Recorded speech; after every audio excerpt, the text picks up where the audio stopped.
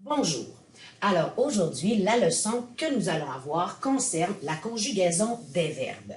Comme vous le voyez à l'écran, un outil indispensable si vous n'avez pas le soutien de l'ordinateur, c'est le Bechdel, qui est un dictionnaire de conjugaison de verbes. La leçon va se diviser en deux parties. Premièrement, on va voir ce qu'est un temps simple et ensuite ce qu'est un temps composé. Si vous regardez, je recommande idéalement que vous ayez un Bechdel en main, c'est sûr que c'est plus tangible là, que l'image à l'écran, mais sinon, ça peut faire l'affaire. Vous prenez n'importe quelle page dans le Bechdel, vous avez les verbes conjugués tels que vous voyez à l'écran. Et ce qui est important, c'est que quand vous regardez les deux premières colonnes, que remarquez-vous de différent entre tous les verbes du côté gauche comparativement à tous les verbes de la colonne qui suit?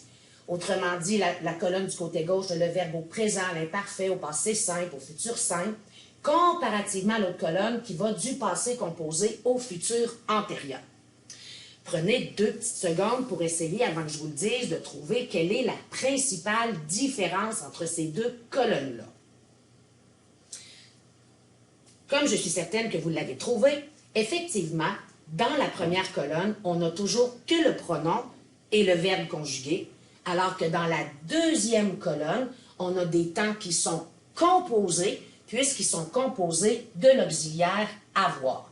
Bien sûr, ce peut être aussi l'auxiliaire être, comme « je suis tombé ». Là, ce serait l'auxiliaire être. Mais là, ici, on l'a avec avoir. Alors, j'ai placé, j'avais placé, j'eus placé, c'est charmant. Alors, c'est cela. C'est pour ça qu'on divise la leçon entre les temps simples et les temps composés.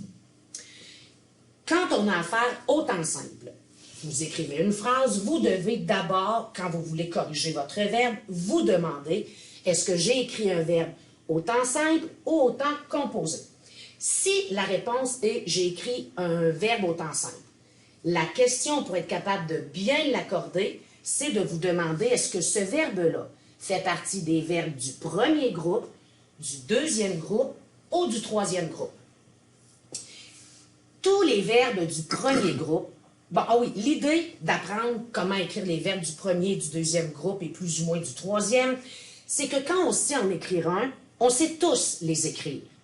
Alors, tous les verbes du premier groupe sont les verbes qui se terminent par ER.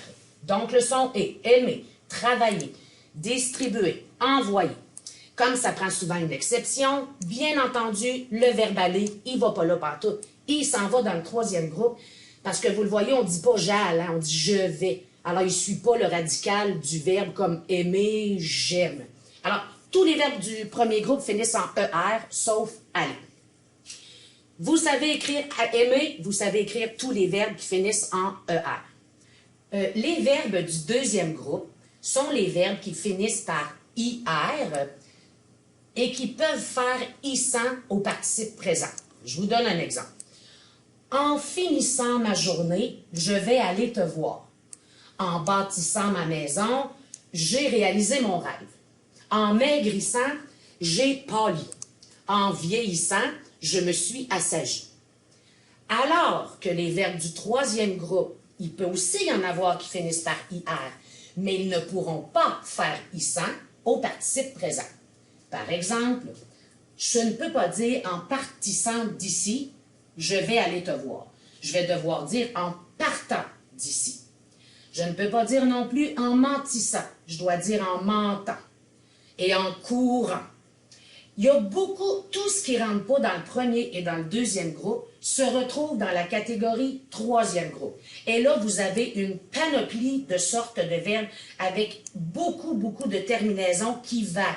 Donc, on ne peut pas, dans le troisième groupe, en apprendre un et tous les connaître. Comme vous pouvez voir, il y a vendre, permettre, commettre, pendre. Alors, comme je vous dis, tout ce qui ne rentre pas dans le premier et le deuxième groupe va aller dans le troisième. Ma petite frustration personnelle, c'est que quand on était tout petit, les verbes modèles du premier groupe étaient le verbe aimer et travailler. C'est rare que ça débordait de cela. Ce qui fait que le petit problème, c'est que c'est facile d'écrire « il travaille » parce que le « e », on l'entend. Mais si on avait pu avoir comme deuxième verbe modèle, par exemple, distribuer ou envoyer, on aurait bien entendu que quand je dis « il distribue », je ne l'entends pas, le « e », mais c'est distribuer le verbe. Donc, c'est un verbe du premier groupe. Il doit s'écrire comme tous les verbes du premier groupe. Alors, si « il aime », je le mets le « e », ben il distribue, je le mets le « e », parce que c'est le verbe distribuer. Il est du premier groupe et doit avoir la même terminaison que les autres. Ça va mieux avec le deuxième parce que le verbe modèle, souvent enseigné, était finir. Et finir, effectivement, si vous l'apprenez et que vous êtes capable de reconnaître un autre verbe du deuxième groupe qui se termine en IR et qui fait ISAN, pensez à comment vous auriez écrit fini et il s'écrira de la même façon. Le troisième groupe, on recommande vraiment, dans le doute, d'aller vérifier avec Becherel. Parce que comme vous pouvez le voir ici, le verbe prendre s'écrit « il prend », E-N-D. Hein? Puis on trouve ça logique, prendra, il y a déjà un D, on garde le D. Mais le verbe peindre, qui a un D, finit, lui, au présent avec un T. Alors, il peint, N-T. Et vous voyez bien convaincre, qui, lui, va garder son C. Donc, à défaut de tout apprendre ça par cœur, voilà l'utilité terrible de Becherel. Voyez-vous ici la visualisation de comment peut se conjuguer les verbes selon les règles et non pas selon ce qu'on est habitué de voir selon le son. Alors, il se noie, on voit un E. Alors que il boit, pourtant j'ai le son OA dans les deux conjugaisons, se termine par un T. Pourquoi il se noie, on a mis un E? Parce que c'est le verbe noyer. C'est un verbe du premier groupe, pareil comme travailler. Alors, il s'aime, je le mets naturellement le E parce que je l'entends. Mais il se noie, je l'entends pas. Faut pas que je me fie au son OA pour dire « Ah, ça prend un T », parce que là, c'est pas ça, pantoute. Ça prend un E parce que c'est noyer. Le verbe boire est un verbe du troisième groupe. Souvent, les verbes du troisième groupe vont prendre un T avec le il. On vérifie avec Becherel. Il planifie. Alors, c'est le même son que il finit, pourtant il se termine avec un E, alors qu'il finit se termine avec un T. Pourquoi? Parce que il planifie, c'est le verbe planifier du premier groupe, qui va s'écrire pareil comme tous les verbes du premier groupe, comme exemple le verbe travailler. Alors, il planifie, E. Il distribue se termine par un E, alors que il courut se termine par un T. Encore là, on a le même son, mais on n'a pas la même terminaison. Pourquoi? Parce que c'est le verbe distribuer. C'est le verbe du premier groupe, il s'écrit comme les autres. Alors, il distribue E, alors que courir, on dit en courant, donc verbe du troisième groupe. Et, comme je l'ai dit tantôt, souvent les verbes du troisième groupe avec le il vont se terminer par T.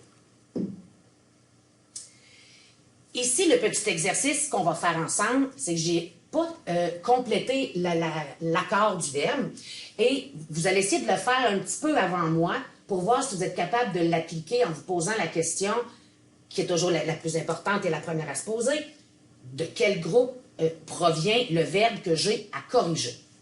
Donc, Paul envoie une lettre.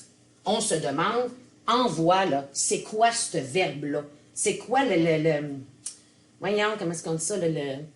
Ça va l'infinitif. Alors, quel est le verbe envoie? C'est quoi ce nom-là à l'infinitif? C'est le verbe envoyer. Donc, si c'est envoyer ER, c'est un verbe du premier groupe. Ils s'écrivent tous comme aimer, travailler. Si je disais Paul travaille, je mettrais un E. Alors, Paul envoie, je mets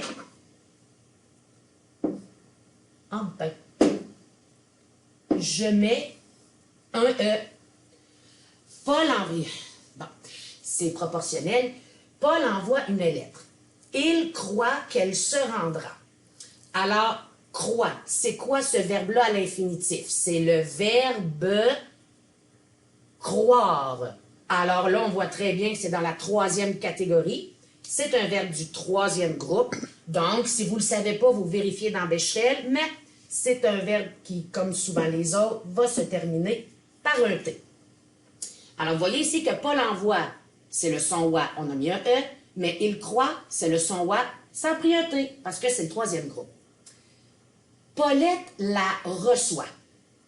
Reçoit. À l'infinitif, c'est le verbe recevoir. Donc, c'est un verbe du troisième groupe.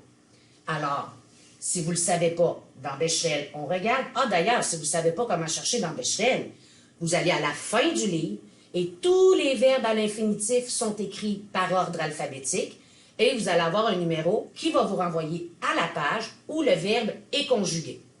Ou ils vont vous renvoyer à la page où il y a un verbe du même type, qui a les mêmes terminaisons, que vous allez pouvoir consulter pour savoir comment bien écrire votre fin de verbe. C'est le verbe recevoir, troisième groupe. Si on cherche dans Becherel, on va voir que il ou elle reçoit, c'est un T. Elle la broie de colère. Broie. C'est quoi ce verbe-là à l'infinitif? C'est le verbe broyer. Donc, c'est un verbe du premier groupe qui va s'écrire comme tous les verbes du premier groupe. Si je disais « elle l'aime », je mettrais un E. Alors, « elle la broie », ça prend un E.